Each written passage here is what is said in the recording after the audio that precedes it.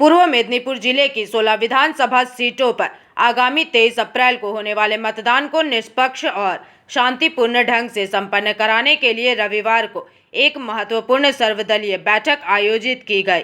राज्य के मुख्य निर्वाचन अधिकारी मनोज कुमार अग्रवाल ने जिला मजिस्ट्रेट कार्यालय में इस बैठक की अध्यक्षता की। बैठक में मुख्य निर्वाचन अधिकारी के साथ साथ जिला मजिस्ट्रेट निरंजन कुमार, पुलिस अधीक्षक अंशुमान साहा और अन्य वरिष्ठ प्रशासनिक अधिकारी भी मौजूद रहे।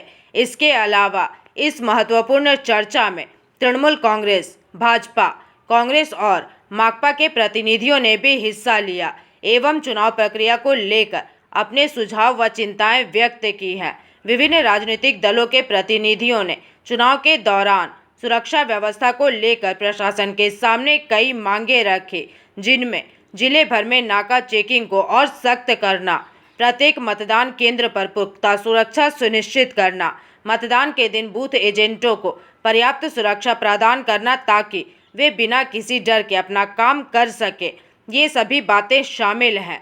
इस दौरान मुख्य निर्वाचन अधिकारी मनोज कुमार अग्रवाल ने सभी दलों को आश्वस्त किया कि चुनाव आयोग शांतिपूर्ण मतदान के लिए प्रतिबद्ध है। उन्होंने कहा कि संवेदनशील बूथों पर विशेष नज़र रखी जाएगी और किसी भी प्रकार की गड़बड़ी या हिंसा को बर्दाश्त नहीं किया जाएगा। जिला प्रशासन को निर्देश भी दिए गए हैं कि वे सुरक्षा मानकों का कड़ाई से पालन करें ताकि मतदाता निर्भीक होकर अपने मताधिकार का प्रयोग कर सके। लेकिन चुनाव से पहले प्रशासनिक और राजनीतिक स्तर पर ये बैठक शांतिपूर्ण लोकतांत्रिक प्रक्रिया सुनिश्चित करने की दिशा में एक बड़ा कदम मानी जा रही है। বলছি আজকে রাজ্যের মুখ্য নির্বাচন আধিকারিক যে বৈঠক করলেন তাতে আপনাদের সঙ্গে কি নিয়ে আলোচনা হলো? আমরা স্পেসিফিকভাবে দুটো তিনটি বিষয়ে অভিযোগ জানিয়েছি। প্রথম অভিযোগ জানিয়েছি যে পশ্চিম মেদিনীপুরের সঙ্গে আমাদের যে পূর্ব মেদিনীপুরের বর্ডার আছে, সবং এবং আমাদের বাকচার যে বর্ডার, সেই বর্ডারে নিরপেক্ষভাবে যদি ভোট হয় বর্ডার সিল করা এবং নিরপেক্ষভাবে যদি বাকচার প্রতিটা ভোটার ভোট দিতে পারেন সেটাকে সুনিশ্চিত করতে হবে। এক। দু নম্বর আমরা অভিযোগ করেছি যে ভোটার লিস্ট নিয়ে কি ধোঁয়াশা এখনও মানুষের মনে, কারা ভোট দিতে পারবে কারা ভোট দিতে পারবেন না। উনি বলছেন যে 6 তারিখ রাত 12টা পর্যন্ত যাদের ভোটার লিস্টের ওই হিয়ারিং সম্পন্ন হবে তারা ছাড়া কেউ পরবর্তী সময়ে ভোট দিতে পারবেন না। আমরা আবার প্রশ্ন করলাম যে আপনাদের যে ট্রাইব্যুনাল হয়েছে সেই ট্রাইব্যুনালে যারা আবেদন করছে বলে আপনারা নিশ্চিত থাকুন ট্রাইব্যুনালে যারা আবেদন করছে কেউ ভোটার লিস্টে ভোট দিতে পারবেন না। উনি কি এলাকায় যাবেন বললেন? উনি স্পেসিফিক এই 11টা থেকে বিকেল 4টে পর্যন্ত উনি কিছু স্পেসিফিক ওনার কাছে কিছু জায়গা আছে, তার মধ্যে বাকচাও আছে, উনি সেই সব জায়গায় নিজে করবেন। সমস্ত রাজনৈতিক দলের প্রতিনিধিরা কি উপস্থিত ছিলেন? কংগ্রেস ছিল, সিপিএম ছিল আর বিজেপি ছিল, আর আমরা টিএমসির পক্ষ থেকে ছিল। আপনার নাম? সোমনাথ বেরা, সাধারণ সম্পাদক, পূর্ব মেদিনীপুর তমলুক সাংগঠনিক জেলা তৃণমূল কংগ্রেস।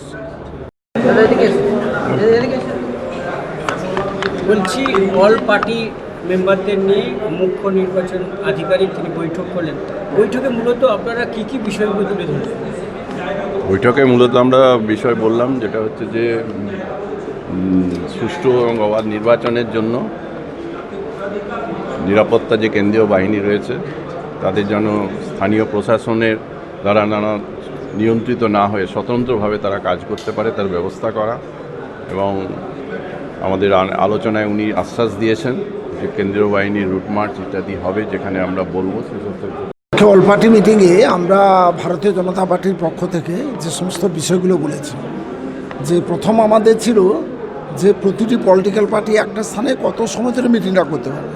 কারণ আমরা এর আগে দেখেছি যে কোনো পলিটিক্যাল পার্টি সুবিধা অ্যাপসে আবেদন করে দিল যে সকাল 8টা থেকে রাত্রি 8টা, আর কোনো পলিটিক্যাল পার্টির সুযোগ যাতে না পায় সেটা উনি বলেছেন যে বিষয়টা আমরা ভাবনা চিন্তা করেই আমরা বলবো যে যাতে করে একাধিক পলিটিক্যাল পার্টি একটি জায়গায় মিটিং করতে পারে, নির্দিষ্ট সময় বেঁধে দেবে। দ্বিতীয় যেটা আমাদের ছিল যে যেগুলো বুথগুলো পোলিং স্টেশনগুলো, যে পোলিং স্টেশনে আমরা sensitive booth. Bureau report, PVTV news.